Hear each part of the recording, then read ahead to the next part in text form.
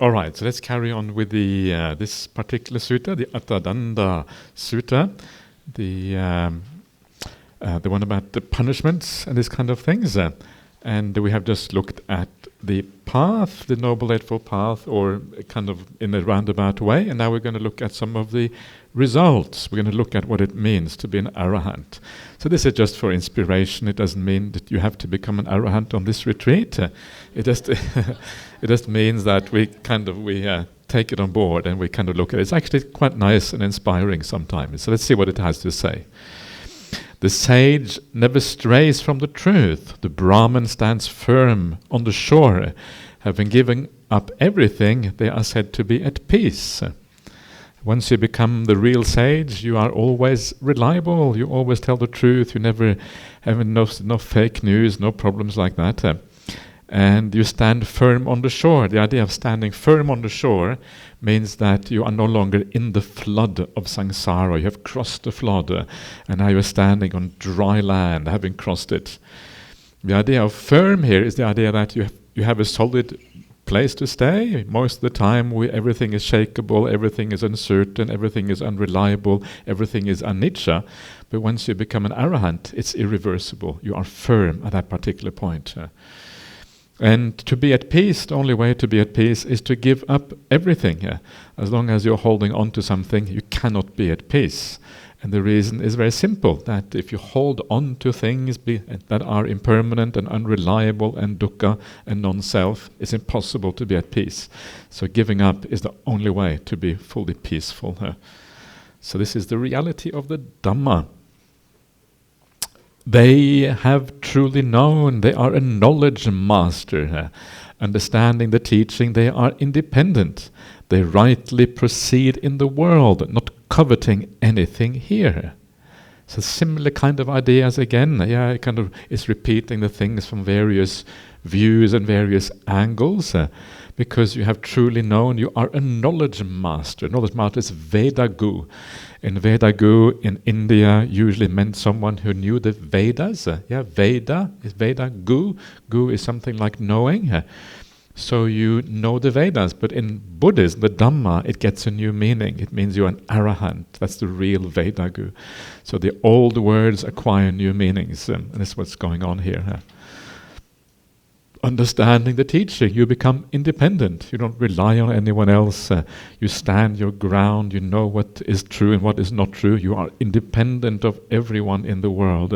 No one can boss you around. No one can manipulate you. You are solid to the core. They rightly proceed in the world, not coveting anything here. Coveting means desiring anything. You don't desire anything in the world because there's nothing worth desiring. It's all just worth giving up. This is when you understand things in the right way, according to the Dhamma. One who has crossed over sensuality here, the snare in the world, so hard to get past, grieves not nor hopes. They've cut the strings and they are no longer bound. You've crossed over sensuality. Last time sensuality was called the swamp. That was before lunch. After lunch it's called the snare. So this is how it goes. So you are bound, bound in the world, snared, like an animal trapped in a snare, trapped in a problem. This is why it's so hard to pass, and because you have crossed over that, you don't grieve, nor do you hope. Instead, you have cut the strings. You are no longer bound. You're no longer played by the puppet master. The puppet master is like Mara. The puppet master is the defilements. The puppet master is conditioning. The puppet master is everything but you. Why isn't it you? Because you are not even there in the first place. You are just... You are, whatever you are, it's driven by the puppet masters, and that is the problem. So strings have been cut. No more strings. No strings attached. What came before, let wither away, and after, let there be nothing. If you don't grasp at the middle, you will live at peace. Whatever happened before is uninteresting here. The past no longer matters. The past is all dukkha. So you allow it just to fade away, to wither away, to cease, to end. The past is no longer interesting here. And what comes later on, afterwards? Well, don't let there be anything. Let there be no afterwards. This is kind of the whole point of awakening, is that there is no rebirth. There is no after. There is no before. There is no after. You live fully in the present. The idea of the arahant is one that reaches the highest kind of mindfulness. You see this in the sutta. They talk about the 5 indriyas, and they say that depending on how profound your wisdom is, you have different levels of the indriyas. The arahant has the highest kind of indriyas, which includes the mindfulness. So your spiritual faculties reach a pinnacle when you become an arahant. Highest kind of mindfulness, because the past is gone. The future, well, there is no future. And then even that mindfulness, even that middle, in the middle between the past and the future, even there you grasp at nothing. Don't grasp the past, don't grasp the future, don't grasp the present. Only then will you live at peace. It's a high bar to clear, isn't it? Wow, you really have to. It's hard to imagine what this means even sometimes. One who has no sense of ownership in the whole realm of name and form does not grieve for that which is not. They suffer no loss in the world. If you have no sense of ownership, you own nothing. Mamayitang means mindness. You have no mindness in the whole realm of name and form, nama rupa. And the whole realm of name and form is everything here. Name and form is all experiences are included in name and form. And so if there is nothing, no ownership there, then you don't own anything here. In particular, name and form relates to the 5 khandhas. Apart from consciousness, name and form is the remaining of the 5 khandhas. And it is your identity in particular, which is name and form. How is a person identified? By their appearance. Their appearance is form. We recognize each other by what we look like. Name is another way that we recognize each other. We are given this label, that label which is you. So each one of us have a label, that's the name, and then you have the form. So this is how our identity comes about. And so the ownership there is kind of obvious. We own that identity. That's why we have it in the first place. So when you give that up, identity, give up that label, don't attach to the appearance, then you are nothing. Does not grieve for that which is not. When name and form changes, when the world changes, the 5 khandhas change, you never grieve because you're not holding on to anything. You cannot suffer any loss because you don't own anything in the first place. No loss is possible for you.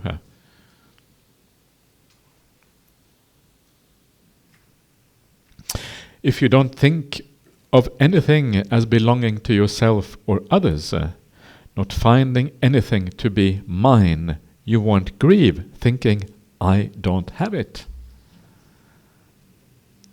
It's very simple. It's kind of simple. What was that?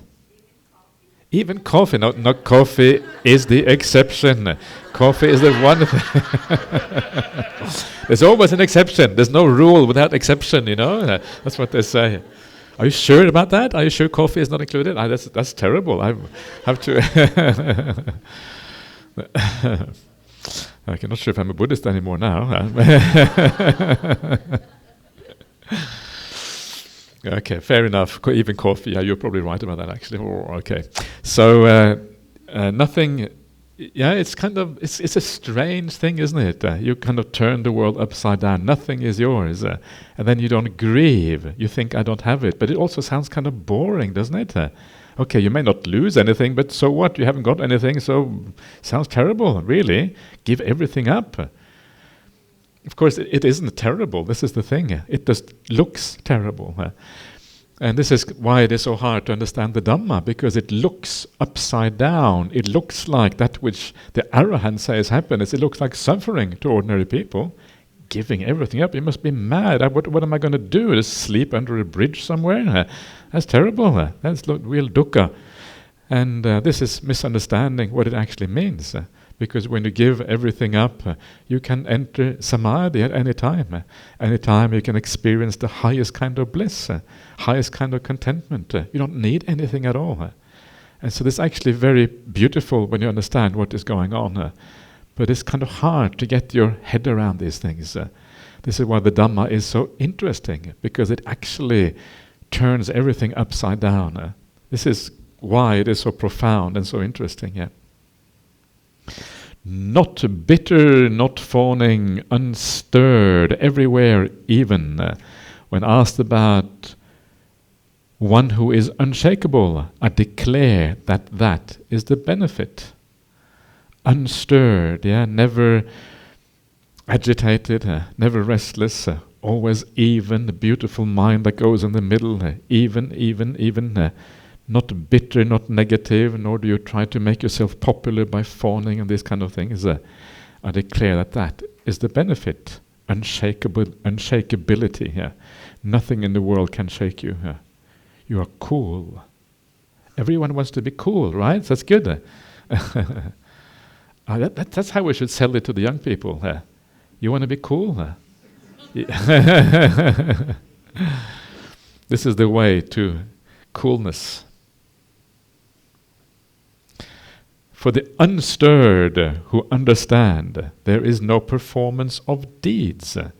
Desisting from instigation, they seek sanctuary everywhere. When you understand that there is no performance of deeds, there is no karma making anymore. You still act, but there is no karma coming from that. You desist instigating, you don't instigate karma. You may still do things because you have to function in the world, but you don't start things, you don't instigate things. There's nothing to be done anymore except for maybe teaching what you have realized. That's all there's to it. Everywhere is sanctuary. Why? Because there's nothing to fear. Nothing in the world is dangerous. There's no fear from anywhere. Everywhere is sanctuary. You can live anywhere, as I said before. You just move around in the world quietly.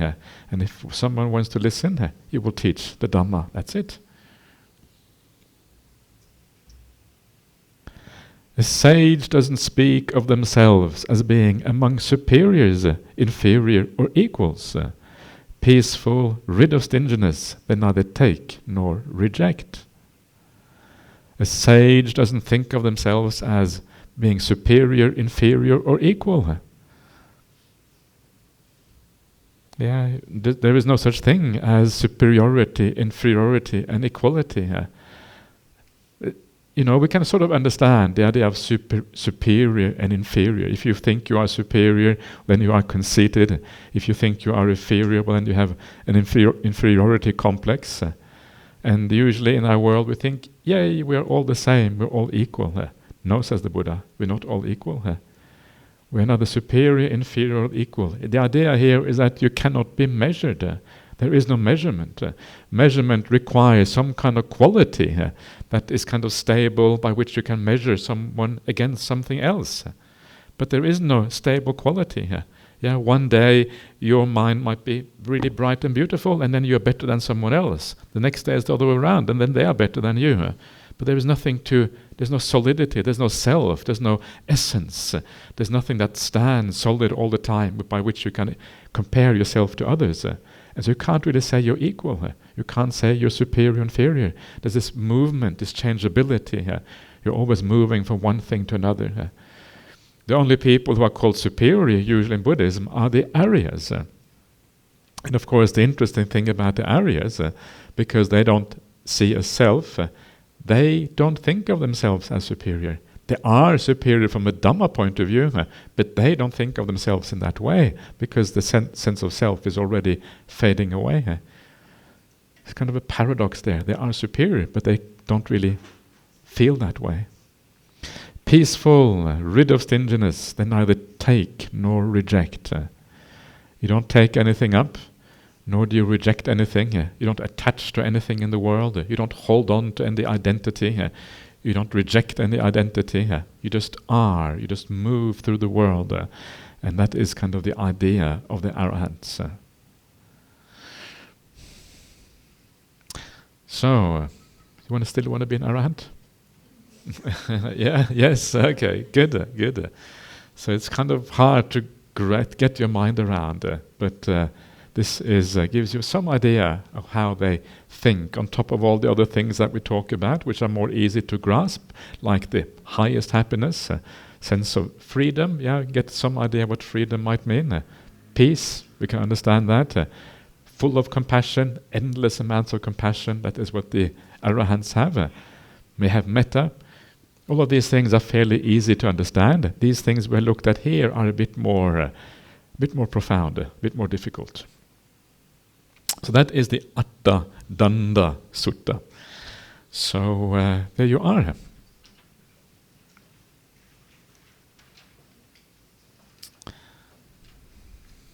So now we are going to look at some very practical suttas. So this is how to basically encourage the spiritual path, how to kind of make, especially how to deal with things when we, in meditation practice, how to stop thinking. This is called the Vitakkasaṇṭhānasutta in Pali. Majjhima Nikaya, middle-length sayings number 20. Vitakka means thought. Santana means, in this case, it means calming. So it means the calming of thought, how we can overcome thought. And especially when we talk about calming of thought, we are especially talking about bad thoughts, thoughts that are disturbing and problematic, that are come from defilements. That is the main thing. Overcoming the good thoughts is not so hard. When you just have metta thoughts, wishing everyone well or whatever, that's kind of easy. The hard thoughts to overcome are the negative ones, the defiled thoughts. So that is the main thing. If you look at the sutta before this one, which also is a very beautiful sutta, which I have taught here before at the BGF, it is called the Dveda Vitakkasaṇṭhānasutta, the two kinds of thought, and they divide the thoughts into good thoughts and bad thoughts. You overcome the bad ones first, then later on you overcome the good thoughts, by stages, always knowing the stage-wise sequence, knowing what to do first, what to do second, etc., etc. So this sutta here is about overcoming thoughts, especially bad thoughts. And so let's see what it has to say about this.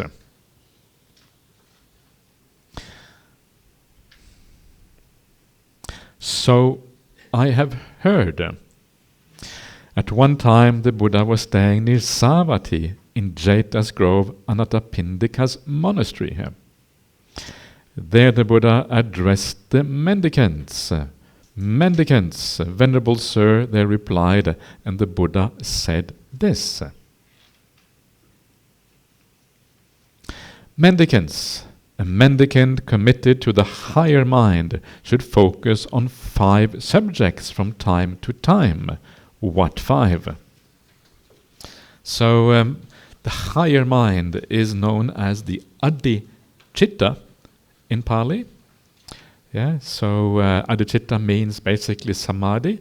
It means the kind of higher aspects of meditation practice, including the jhanas and these sort of things.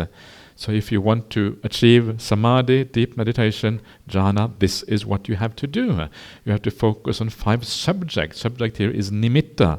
We often talk about nimittas or nimittas in Pali. And these are here, it has a special meaning of 5 kind of subjects or 5 marks or qualities or something like that. So we need to attend to these 5 things from time to time. So the secrets of deep meditation are about to be revealed. So what are these 5? Take a mendicant who is focusing on some subject that gives rise to bad, unskillful thoughts connected with desire, hate, and delusion. Raga, dosa, and moha. So while you are meditating, suddenly these things happen in your mind. Desire comes up. Oh, I would like to do this or whatever. eat if you go on a meditation retreat and they say you can't eat in the afternoon. Then in the afternoon sometimes the desire, the thought of dinner arises in the mind. This is really difficult for lay people. You're used to eating in the afternoon, and then you go on an 8-precept retreat. It's quite hard to give up that idea of eating in the evening here. And so desire may arise. Hate here, ill will, is just basically ill will, dosa. Hate is too strong a translation, don't really agree with that. I think ill will is much better. And delusion here is like confusion of the mind. It's really kind of a shorthand for the other three, the final three hindrances. So you have desire is the first hindrance, ill will, hate the second one, and delusion is the remaining three. It also means delusion in a deeper sense, but that cannot really be overcome as such. What can be overcome are just things that you are aware of, like tiredness and these kind of things, and restlessness. So these things arise in the mind, as you are meditating. So this comes with that subject. So then the question is what to do, and this is what this is about. That mendicant should focus on some other subject connected with the skillful. As they do so, those bad thoughts are given up and come to an end. The mind becomes stilled internally.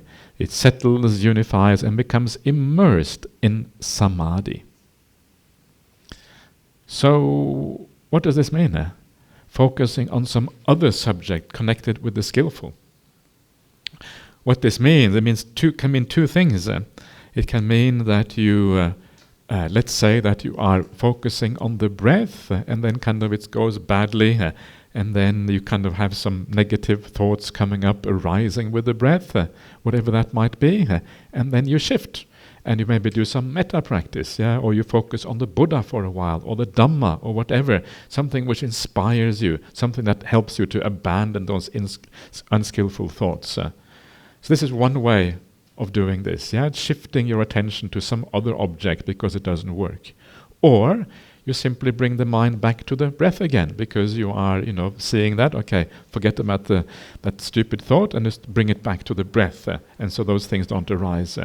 So all these are both acceptable things.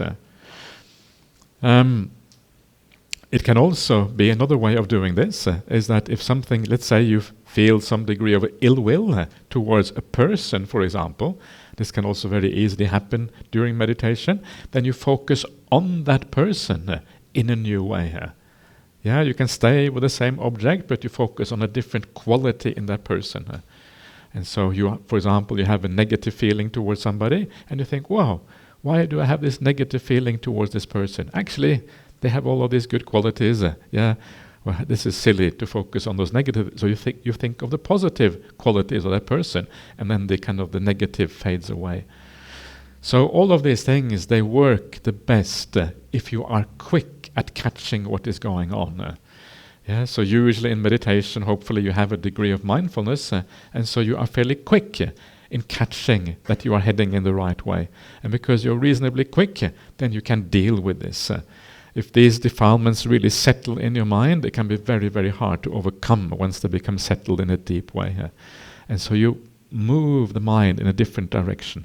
Most important thing here is to overcome the ill will. That is the one that causes the most problems in the mind. So this is how you change the subject. You kind of move in a different direction. You look at something else, and as you do that, it disappears.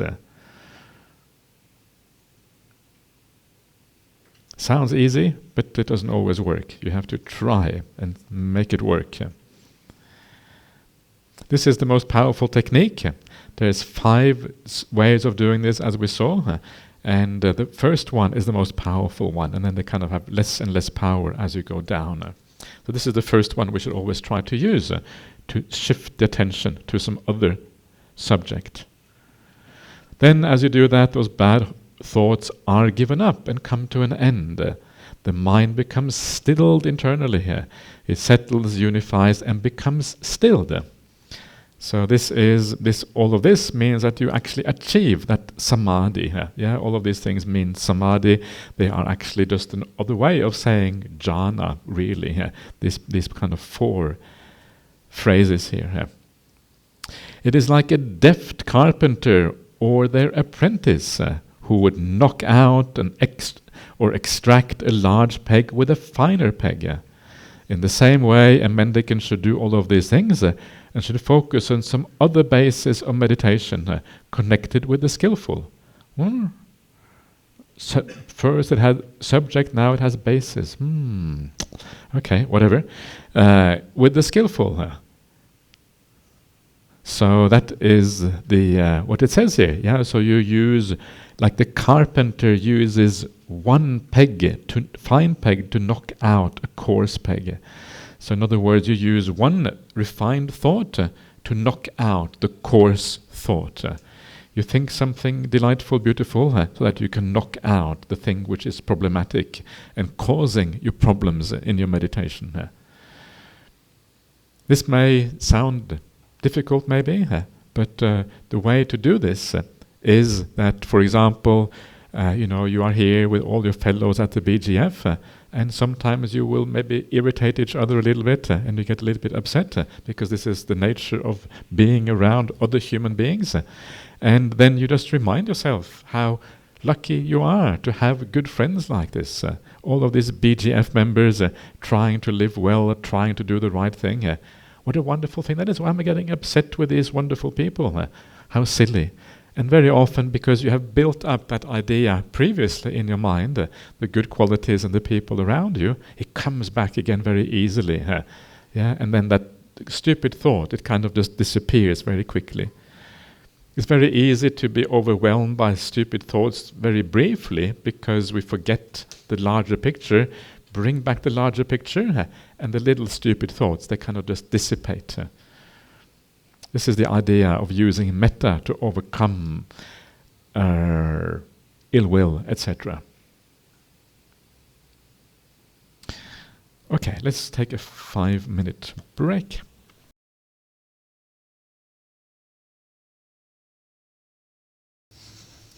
Okay. I think if we take too long a break, everyone might fall asleep, so I better stop there. Okay, so any questions, anyone? Any comments, please? Ajahn, is still on the subject of sati sampajanya. Yeah. So when we go on like vipassana meditation, so when we like start walking, intending to walk, intending to sit, turning and all these things, do we have that in mind first, or we go to do that and then say walking, thinking, or sitting? It's always that kind of confusion. We don't know whether to do it first or pay attention to that later. The idea here, sati sampajanya, the main idea in the suttas is the idea that what you're doing is purposeful and suitable. And if you are on a meditation retreat, pretty much everything you do is going to be purposeful and suitable, unless you think about stupid things. If you think about stupid things, then it's not purposeful and suitable. So that is what sati sampajanya means in my understanding of it.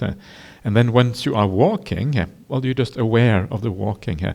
The purpose is slightly different. Sati sampajanya in daily life, in ordinary life, the purpose is to overcome defilements. So are you aware what's happening in your mind? Okay, I'm getting angry, stop it. In meditation, the purpose is different. In meditation, the purpose is to stay with the meditation object so you can achieve samadhi. So in daily life, you are not going to attain samadhi, so the purpose is to purify yourself. That is the causes for samadhi in the future. On meditation retreat, the purpose is to stay with the object so you can achieve samadhi. So I would say, whether you are at a samatha retreat or vipassana retreat, that doesn't make any difference. The purpose should still be to move towards peaceful mind states and samadhi and these kind of things. So I don't think you need to say anything. You don't need to say walking, turning. Just be aware. That's what I would say. That's why somebody cracked a joke and said, when I'm walking, crossing the road, then you will say, walking, turning, seeing, then before crossing the road. Then the monk say, then you will be knocked down by a car. Right, exactly. Dying, exactly. That's the next one. Don't go for that one. That's taking mindfulness too far. Okay.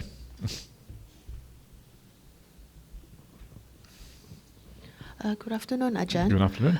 Earlier today, you taught that when we're meditating, if a bad thought comes, we try to shift that by perhaps having replacing it with a good thought. Yeah. So sometimes I try to do that when these negative thoughts start to come. I try to think of something that gives me joy, and try to replace that negative thought. The problem is sometimes when I try, what makes me joyful? When was the last time I felt joy? And then it was blank. And then I got sad. And then I went into this spiral of, oh my goodness, you know, what's wrong with me? And then my meditation just went downhill from there. I was wondering, do you have any advice what I can do? Sometimes what happens if you try to find an object which is joyful when you have a bad thought is that you just suppress that bad thought in a sense, and it doesn't really work, and you have to be very careful with that, because otherwise it just goes under the surface and it kind of just waits to jump back out again. So even if you are successful, even if you can think of something joyful, it may not actually be the real thing here. So sometimes it's more useful to just, okay, this person is upsetting me, and actually change your outlook on that person. That may be better to do sometimes. Because especially, it depends a little bit who it is, but very often that upset is a very small thing. Yeah, they do something silly like, I don't know, maybe they do something too loudly or whatever, and then you feel irritated by it. But actually you think, wait a minute, why am I allowing myself to be irritated by such a small thing? Yeah, these are good people, they're doing the right thing. And you just shift your mind in the right way. Because then what you are doing is that you are countering that negative thought. You're not suppressing it, you're countering it by positive perception. And then you see the goodness. Then you have metta towards them, or karuna, or whatever. So that would be my preferred method. You can also shift your attention to something else. You can try that. You don't have to. It doesn't have to be something joyful. It can be something that is just nice. Yeah, like, okay, this person upsets me. Let me shift to this person instead, and then you focus on someone else, or you just focus on whatever kind of has a more neutral feeling, just gratitude, or being here, or the Buddha, or the Dhamma, or anything like that. So don't look for joy, because looking for joy is always dangerous. You should not look for the result. You should look for the thing that gives the result. Look for the cause, and the cause is the reflection on that person, or on the triple gem in the right way. And when that cause works, it will give rise to joy. If it doesn't work, that's okay. But don't look for the cause. I think that's where you went wrong, looking for the cause rather looking for the result rather looking for the cause.